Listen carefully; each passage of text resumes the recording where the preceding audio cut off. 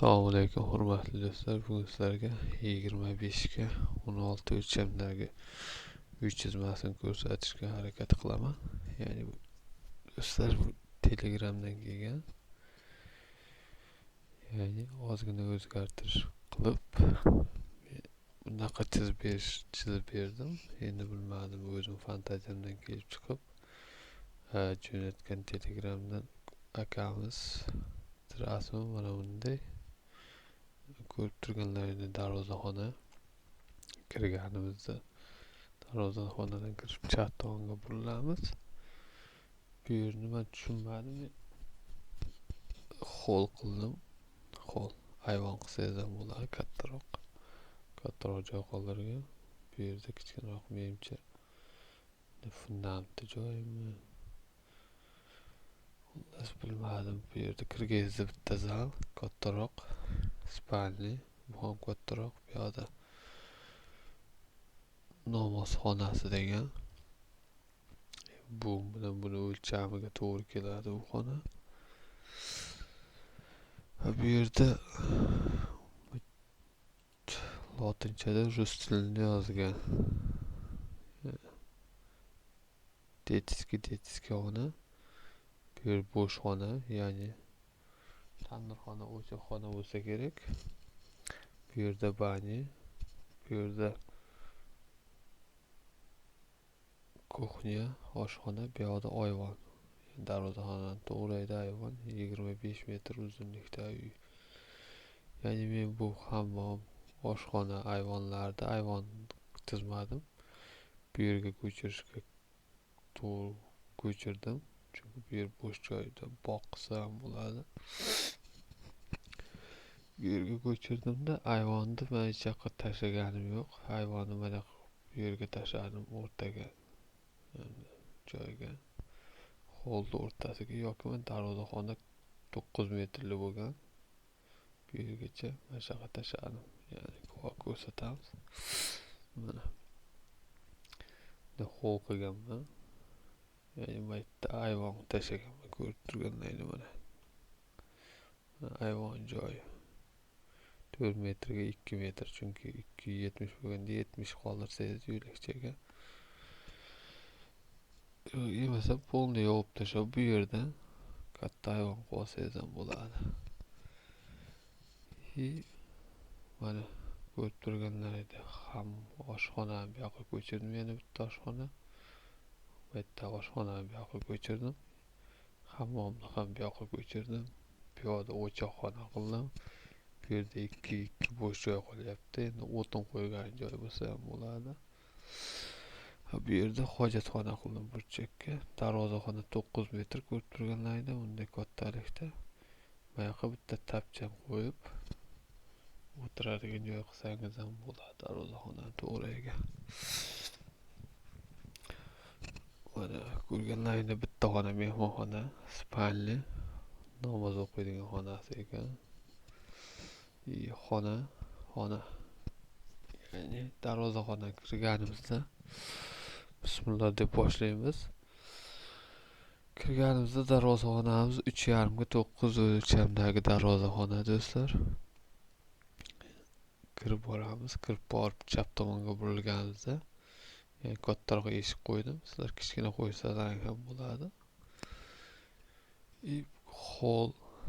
Hol deb yozishingiz, ya'ni koridor kattaroq. Ayvoni bilan, ichida ayvoni bor. Mana 2 metrga 4 o'lchamdagi ayvoni.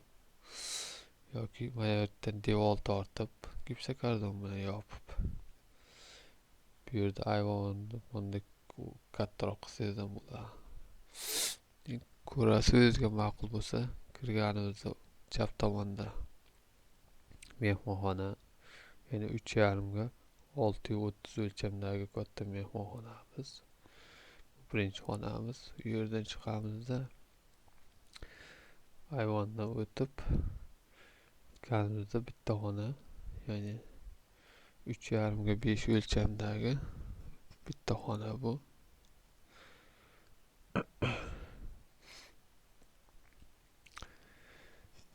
Yerdan chiqqanimizda, ya'ni holimiz 10 metr 50 santimetrga bunaqasi o'lchami esdan chiqdi. Hozir o'lchab beraman. 5 metrdan ayiramiz 3,5 da 1,5 qolar 40 qo'shamiz. 390 bo'lsa 1 metr 10 santimetr ekan. Bunaqasiga 1 metr 10 santimetr o'lchamdagi ho'l.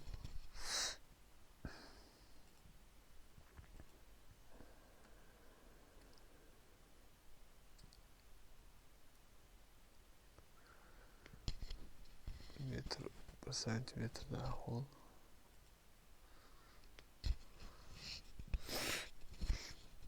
Yozib qo'ydim.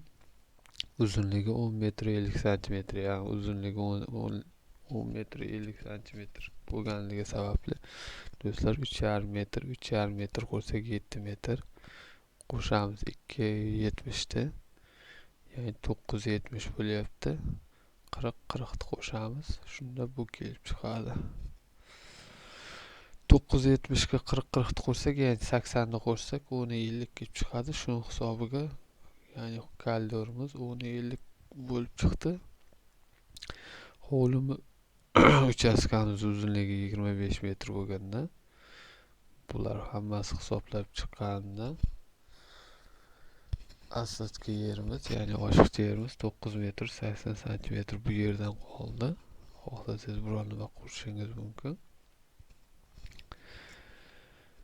Bu yerdan o'tsak, bu yerda bunday bog' qilsangiz ham bo'ladi, kattaroq qilib. Yoki molxona, qo'yxona tashlasangiz ham bo'ladi. Uyda yoniga bu yoqqa tovuqxona tashlaysiz. Imkoniyatingizga qarab quraverasiz qolgan bo'sh yerga. Endi biz bu yerdagi uylarga o'tadigan bo'lsak, bu yerda ya'ni 55 metrga 3 metr o'lchamdagi oshxona, ya'ni darvozaxonamiz 3,5 bo'lgan. Fundamentini 30 qo'yadigan bo'lsangiz, masalan 3 metr 330 bo'ladi. Shunda 330 bo'ladi. 3,5 30 santimetr unda oraliqda joy bo'ladi. Bu yerga bemalol yursangiz bo'ladi. Men lekin fundamentni 40 santimetrdan hisoblaganman. 30 qilganim yo'q edi. 40 dan hisobladim, chunki bular hammasi men buni hisobiga to'g'ri kelishi kerak. Bunday mana ko'ryapsizmi? Buni chizig'iga to'g'ri 5 metr uzun qilganligim sababli mana shu uzun, ya'ni 3,5 metr plus 40 qo'shaman. Bu yerdan 1 metr qo'shiladi adashmasam. 1 metrmi 2 metrmi qo'shilishi kerak adashmasam. Hozir men sizlarga 3,5 390 1,10 qo'shiladi. 1,10 qo'shiladi. Mana shunday kelib chiqadi. Shunda bu yerda mana 1,10 3,5 qolgani 1,10 bo'lsa qolgani yo'li bunday hisoblaganingizda 9 metr kelib chiqadi. Shunda mana bu shuni hisobiga. Endi buni oshxona qildik. Oshxona katta bo'lgan, yaxshi. Shu yerda ovqatlanib, shu yerda ya'ni bemalol o'tirib ovqat pishirsangiz ham bo'ladi. Eshigini bu yerdan qildim. Siz xohlasangiz bu yerdan qo'yishingiz mumkin. Xohlasangiz bu tomondan qo'ysangiz, masalan eshigini bu tomondan qo'ysangiz, kirib bemalol bu yoqda garnitur turadi. Katta panorama oyna qo'yib qo'ysangiz, katta splashni darvoza tomondan vid ko'rib tursangiz bo'ladi, manzarani. Biz u yerdan o'tganimizda hammom 2,5 metrga 3 metr o'lchamdagi o'rtada bo'linadi. 990 bo'linadi. Undan chiqqaningizda o'choqxona, ya'ni tandirxona. Tandirxona 3,5 metr. Undan o'tsangiz 220 o'lchamdagi bo'sh yerimiz bor. Undan keyin hojatxona 1 metrga 1 metr o'lchamdagi xona. Do'stlar, fundamentimiz hammasi 40 qo'yilgan, hech qayeri kam o'zgartirilmagan. Aylanasiga fundament 40. Bu yerdan eshik qilganman. Ayvonda bu yerda eshik qilganman. Agar sizlarga qayer ma'qul bo'lsa, shu yerdan eshik qilishlaring mumkin. Proyektga do'stlar bemalol o'zgartirish qilib, bu yoqqan bo'lsak, uy qurishlaring mumkin.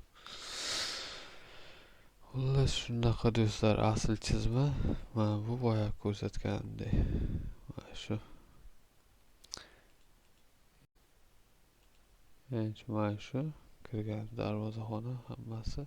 Men prosta hammom, oshxona, ayvonni bu yoqqa ko'chirdim. Ayvon qo'ymadim. Bu yoqqa ko'chirdim. Chunki darvozaxonada bu yoqda turgan joyi yaxshi. Ko'plarda shunaqa qilingan. Ya'ni hovlining orqasiga qo'ygandan ko'ra oshxona juda 25 metr uzoq bo'lib ketadi deb o'yladim. Shunaqa eshikni siz o'zgartirishlaringiz mumkin do'stlar. Har birini eshiklarini joyini o'zingizni fantaziyangizga qarab o'zgartirsangiz bo'ladi. Bemalol. Agar ayvon kerak edi degan bo'lsangiz, mana shu o'choqxonaning